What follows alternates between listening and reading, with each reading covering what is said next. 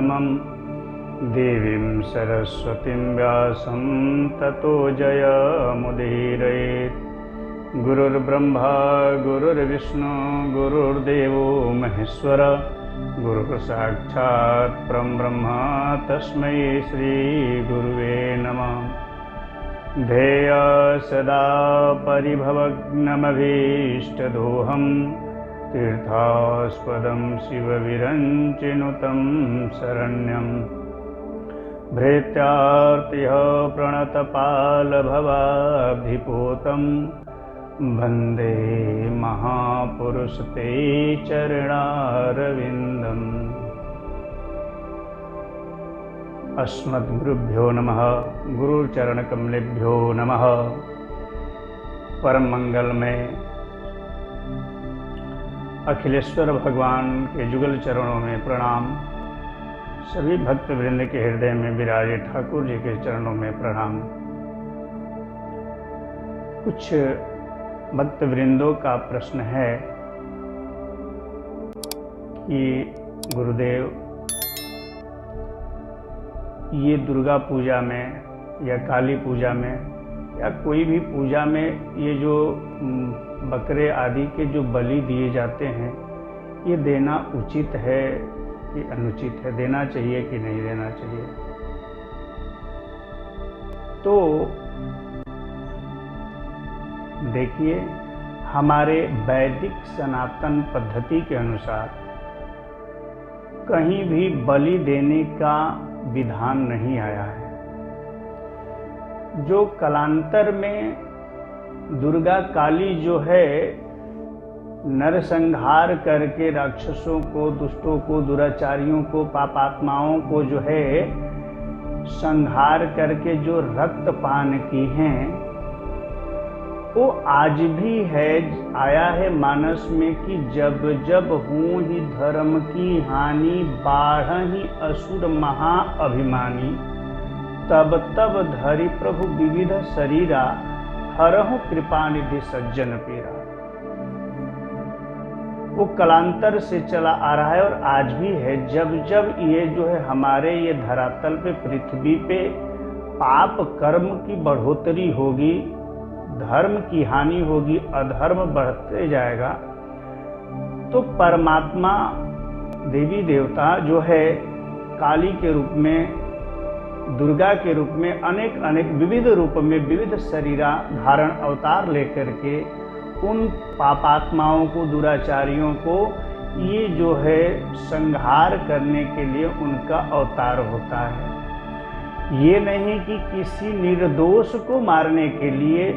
वो यहाँ पे जो धर्मनिष्ठ, जो महात्मा, संत, जो भी जीव जो है सत्कर्म में हैं और उनके सत्कर्म में जो है कुछ लोगों की वजह से बाधाएं हो रही है, अधर्म का बढ़ोतरी होते जाता है और अधर्म बढ़ते जाता है, उस पाप से पृथ्वी जो है पाप के भार से जब दबती जाती है, तो परमात्मा कोई ना कोई अलग अलग रूप में आकर के वो जो है पृथ्वी के भार को दूर करते हैं। तो वो कालांतर में काली, दुर्गा जो है रक्त बीज इत्यादि जो उससे जो है अधर्म बढ़ते जा रहा था, धर्म की हानि हो रही थी, तो उस समय जो है वो अपना काली के रूप में, दुर्गा के रूप में एक ही शक्ति है। जब जैसा जरूरत पड़ता है, एकैव शक्ति परमेश्वरस्य भीना चतुर्धा व्यवहार काले, पुरुषस्य विष्णु भोगे भवानी, समरे च दुर्गा प्रलय च काली।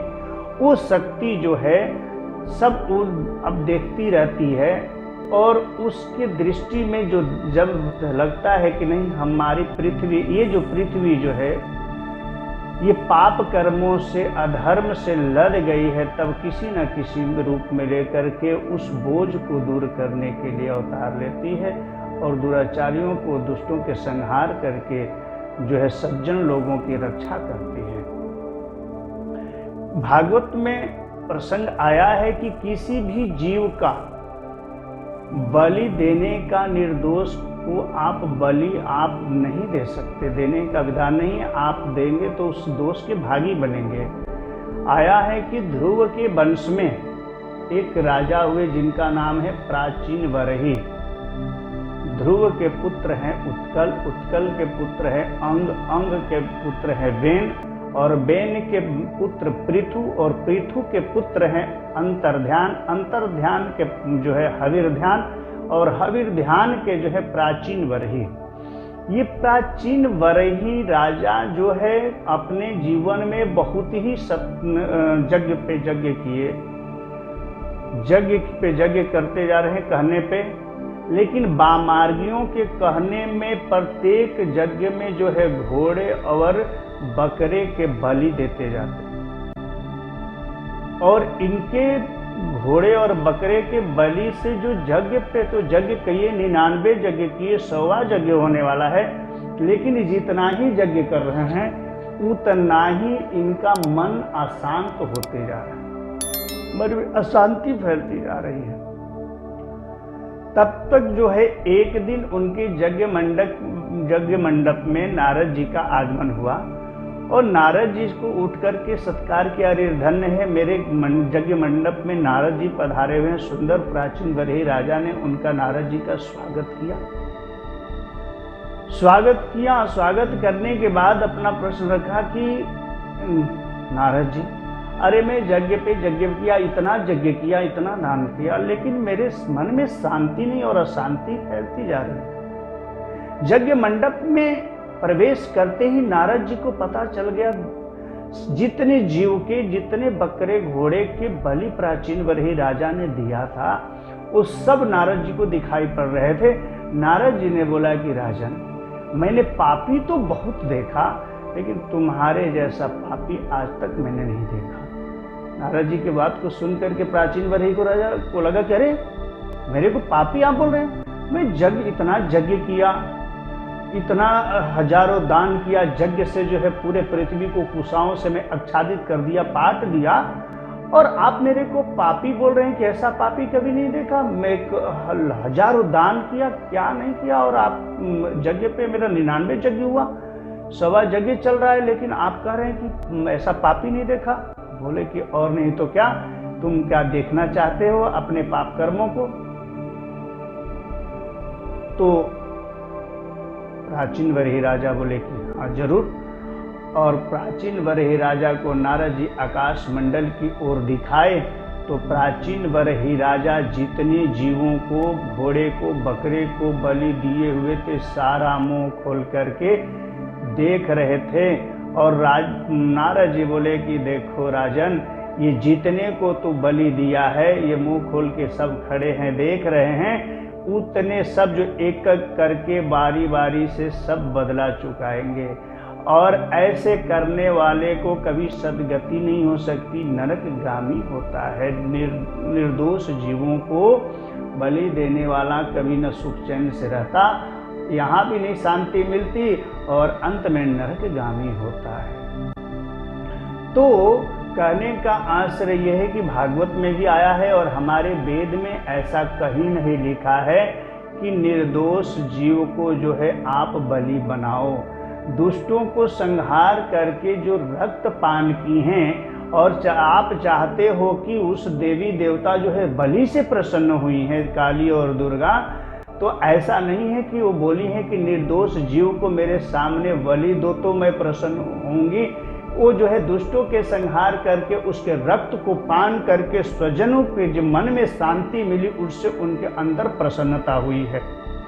उस काली को, उस दुर्गा को, वो राक्षसों के संहार करके सज्जन लोगों को जो रक्षा की और सज्जन लोगों के मन में जो शांति मिली, उस शांति से उस देवताओं को, वो देवी को, वो काली को, दुर्गा को मन में जो है प्रसन्नता हुई। और उन देवी को आप चाहते हो कि रक्तपान करके प्रसन्न होती है, और आप भी प्रसन्न करना चाहते हो, तो किसी निर्दोष जीव को नहीं, आप रक्त से ही प्रसन्न करना चाहते हो, तो उस जगह पे दुर्गा के, काली के, चाहे जिस देवता को जो आपके इष्ट हैं, अनार के रस से आप उनका अभिषेक करो, कुष्मांड का बलि दो, नारियल उसी जगह पे, नर के जगह पे नारियल चढ़ाने का विधान है। ये नहीं कि किसी निर्दोष जीव को। बलि का मतलब ये होता है स्पर्श करना।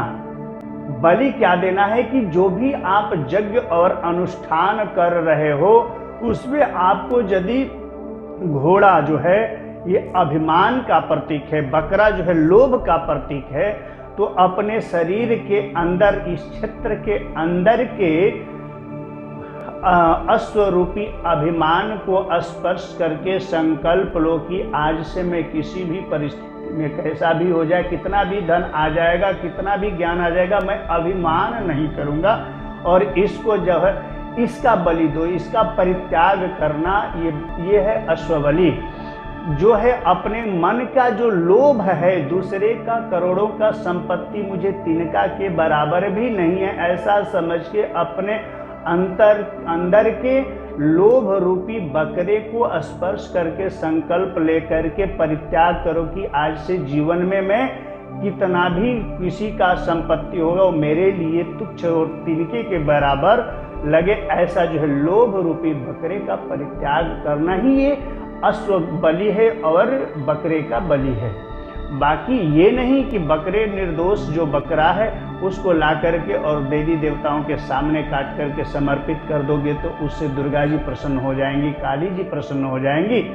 तो ऐसा नहीं है। उनको प्रसन्न करना है तो आप अनार के रस से उनका अभिषेक करो, उससे प्रसन्न होंगी। कुष्मांड जो है स्पर्श करके उसका जो है बलि दो, नारियल उनके सामने जो है समर्पित करो, बाकी किसी जीव के नहीं। ये हमारा लोभ और अभिमान रूपी अश्व का परित्याग करना ही सबसे बड़ा बलि है, इसी का बलि देना है। बाकी कहीं किसी भी वेद में किसी जीव का बलि देने का विधान नहीं है, ऐसा हमारा धर्मशास्त्र कहता है। इस प्रकार जो है नारद जी प्राचीन बरही राजा के आंखों को खोल दिए और दिखा दिए कि देखो, तो बलि देने वाला व्यक्ति भले उसको लगेगा वामार्गियों के, तांत्रिकों के, किसी के कहने में आकर के यदि वो देता है तो ये सोचेगा कि मेरी इच्छा की पूर्ति होगी, वो उसका अज्ञानता है, न इच्छा की पूर्ति होगी न बल्कि जो है उसके मन की अशांति बनी रहेगी और अंत में नरकगामी होता है। इसलिए इस तरह के जो कहने पे आप बचो, बलि देना हमारे लिए, हमारे धर्मशास्त्रों की विरुद्ध है, ऐसा कहीं नहीं आया है। इस प्रकार नारद जी जो है प्राचीन बरही राजा को जो है समझा रहे हैं और हम सब भी इसको समझ करके और हमारे जो अंदर के जो है अश्व और बकरा जो है वो अभिमान और लोभ रूपी बकरे को हम भी परित्याग करें तो हमारा जीवन धन्य होगा, सफल होगा। आइए, श्री राधे।